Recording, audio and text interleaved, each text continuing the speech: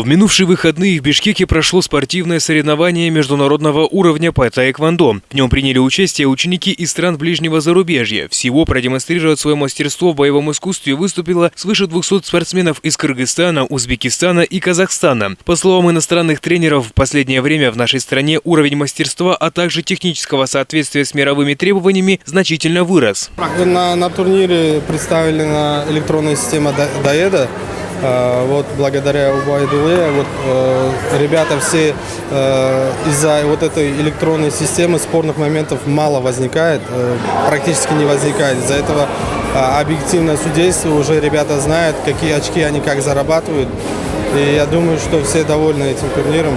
Это уже второй чемпионат по этому виду спорту. По словам президента Академии таэквондо ВТФ Убайдулы Тохтурбаева, первоначально на турнир приглашалось на порядок больше стран. Однако не все смогли приехать. Тем не менее, в планах у организаторов уже в следующем году провести еще более масштабные соревнования. Хотя бы сейчас выйти на уровень СНГ, потому что очень много ребят, которые заинтересованы приехать к нам, посетить участие в нашем турнире. Но так как у каждой команды, у каждой страны получается регламент, календарный план, не каждый успевает приехать и принять участие. Стоит отметить, что каждое выступление для спортсмена – это шаг на пути повышения своей квалификации и как прыжок победа на международных соревнованиях. Поэтому таэквондисты из соседнего Казахстана с удовольствием приехали в нашу страну. К тому же это способствует обмену опытом между школами. Да, присоединились. Здесь выступает Узбекистана, из Казахстана, из Кыргызстана.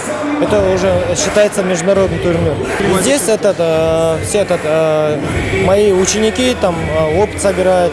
По окончанию соревнований победители были награждены медалями, а также занесением победы в личное дело. И выигрывая раз за разом чемпионаты, спортсмены повышают свою квалификацию. Также были предусмотрены кубки, но уже за общекомандное выступление. Отметим, что проведение соревнований такого уровня положительно складывается на имидже нашей страны.